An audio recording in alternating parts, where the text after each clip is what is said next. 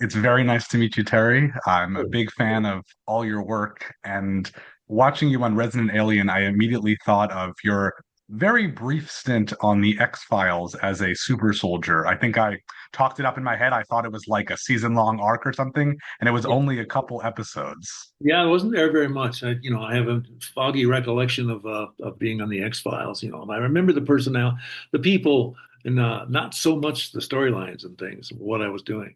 I remember the movie. The X-Files at the movie because I had like a wonderful entrance and a wonderful exit, and it all happened very quickly. But that was fun. Well, I feel like this role on Resident Alien fits a lot with the kind of parts you play, but the genre is different. It's a lot more lighthearted and rooted in comedy.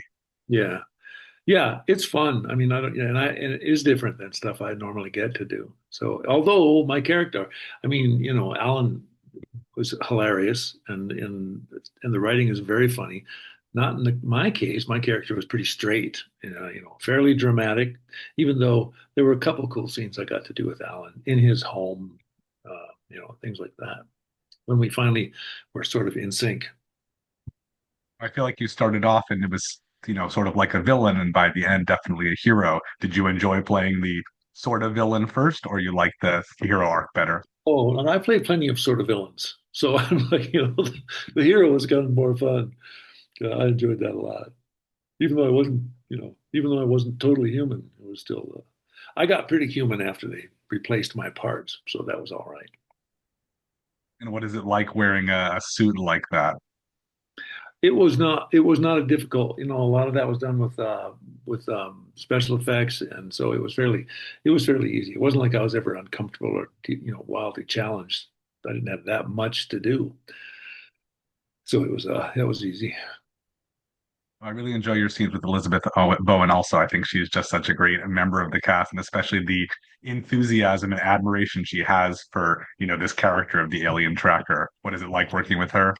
She was fun. She's really fun. She's a sweetheart, and so I totally enjoyed it. And she and I shared our secrets, and that was, I mean, the characters, and that was good fun. She's really good. I'm a big fan of the show. I'm happy, partly because I'm not normally involved in that kind of thing, but also just because I would be a fan of it even if I wasn't.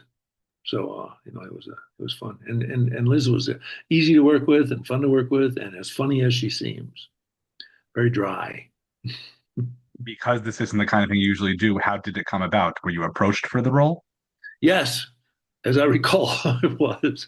I mean, I had some exposure. I mean, I knew Robbie a little, McLean a little bit, but I had never met Chris before, any of those people. So they reached out, and I was really happy to hear from them. And as a fan of the show, is there anybody you would have liked to work with from the ensemble that you didn't get a chance to share scenes with? Yeah, anybody that I didn't work with, I would like to have worked with because and I didn't get much to. I got to work with Liz, got to work with Alan a little bit with uh, I think I had one scene with what's her name? Uh, it doesn't come to me, but so I was my involvement was kind of exclusive, mainly with Alan, and yeah. So I mean, I liked them all. I mean, I just like.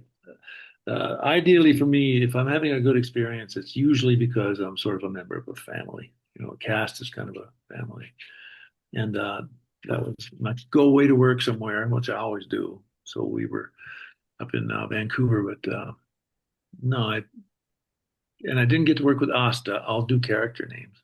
Yeah, so that was unfortunate, but I liked them all. I mean, I love to watch them, and I'm almost positive that they would all be a joy to work with.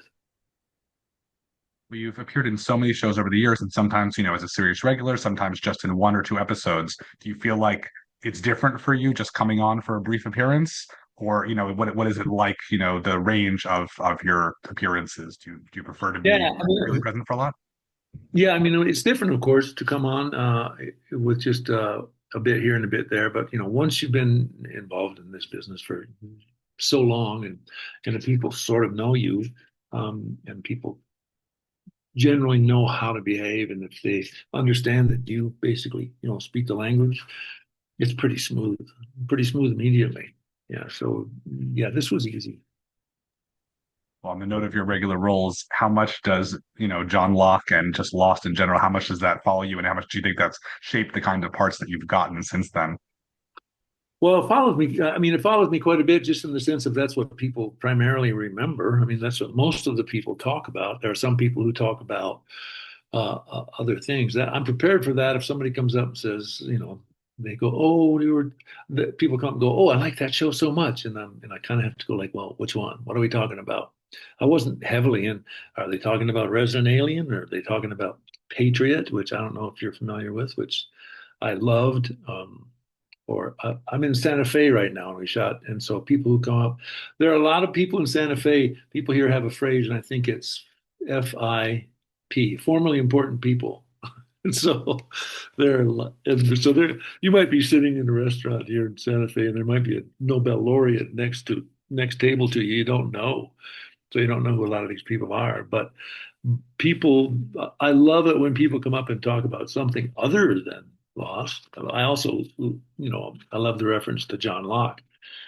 But people come up and say, "Oh, you were so good we loved Patriot, or we loved Perpetual Grace," which I don't know. Do you know I was that? waiting to say that. I think that is such a great show, such a cool show, and I know that there was supposed to be a second season, didn't work out, all Oh, these things, and I'm glad people ask you about that one. yeah. Well, that was so sad for me. Not that many people do, and not enough people saw it. That was the problem, I think. But I got to play a character which was like way different than what I had played, things I had played before. Although, maybe there's a little of John Locke, and there's a little John Locke in everybody, because he was good and bad and driven and lost and all of those things. And so I always like that kind of role where, the person is kind of, you don't know exactly, where he sits.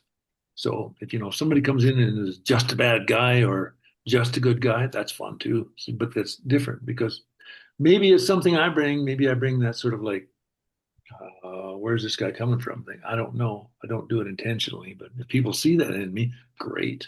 That's great. So yeah, I try to bring John Locke with me wherever I go.